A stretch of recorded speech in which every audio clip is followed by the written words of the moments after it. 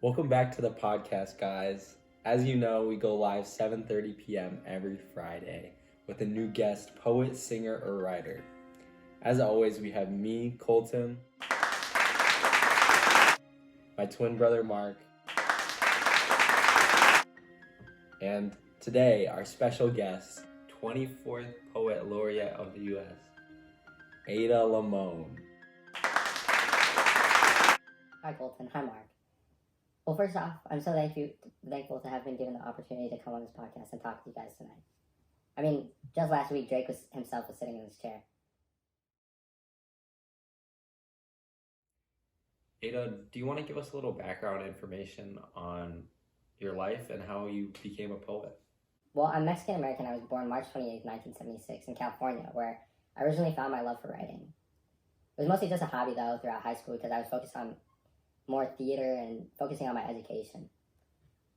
I always, though, had a love for nature and animals. You can see I still have a cat right now that I brought with me. Okay, I can go. Is there anything in particular that got you interested in writing?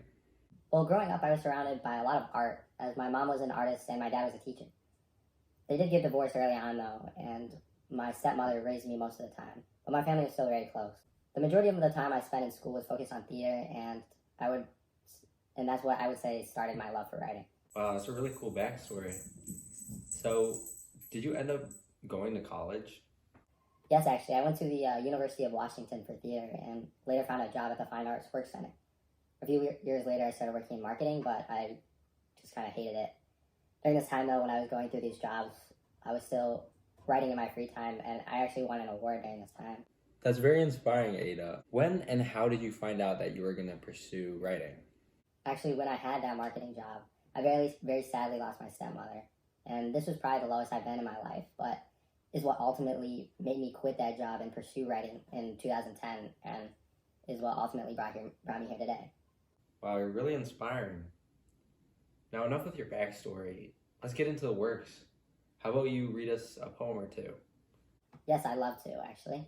My poems are pretty long, so I'll just stick to this one. This is one of my favorite pieces that I wrote in 2017 called The Overpass.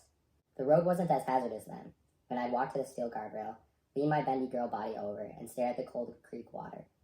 In a wet spring, the water run clear and high, minnows mouthing the sand and silt. A crawdad shadowed by the shore's long reeds. I could stare for hours. Something always new in each watery wedge, a bottle top, a man's black boot, a toad. Once a raccoon's carcass, half under the overpass, half out, slowly decayed over months. I'd check on him each day, watching until the white of the bones on his hands were totally skinless and seemed to reach outwards to the sun as it hit the water, showing all 5 of his sweet tensile fingers still clinging. I don't think I worshipped him, his deadness, but I liked the evidence of him, how it felt like a job daily to take the notes of things shifting into the sand. In this situation in particular, I really just wrote my experience of watching this body decay, making sure to notice as many details as I could. My main goal for this poem was to show life's beauty and the learning process that comes with it. I like your style of writing. I've read a lot of your other poems and noticed you write a lot in free verse, and you write a lot about small details of the world and small details in your life.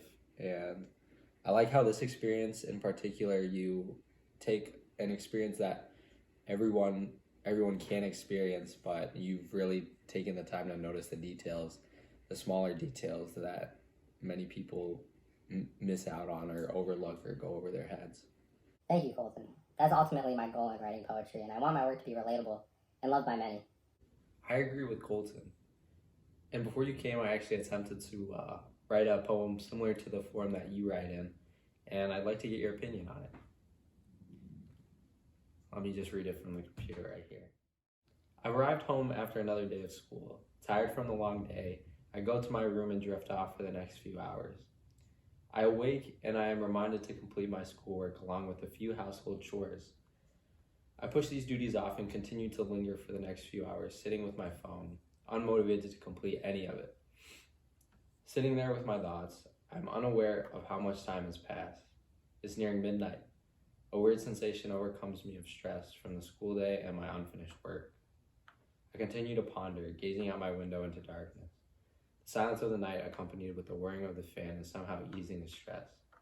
I am left with my thoughts, unable to completely fall asleep.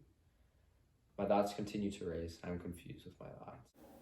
As a student, I tried to take some key parts of your poetry and relate it to my relationship with school. I tried to notice small details that you would add to your poetry and see if I can notice it in my daily life. And actually, after thinking for a little and reading some of your poetry, I've realized that there's many small details in my life that I miss and go over my head, just like we were talking about before. So what do you think about it? It's actually very impressive. I like how you took a common situation and turned it into a poem about your life and your learning. Thanks, Ada. I'm glad I could show it to you, and maybe I'll write some more in the future. Looks like our time is almost up, Ada. Is there anything else you would like to say to our viewers? To everyone watching, I hope you guys find a love for poetry, and even if it isn't as strong as mine, there's a lot that you can learn about yourself and your life just by getting it on a piece of paper. That's my main message for everyone in the world, and for you guys as well, Mark and Colton. Thank you for having me on tonight, and hope you have a good rest of your day.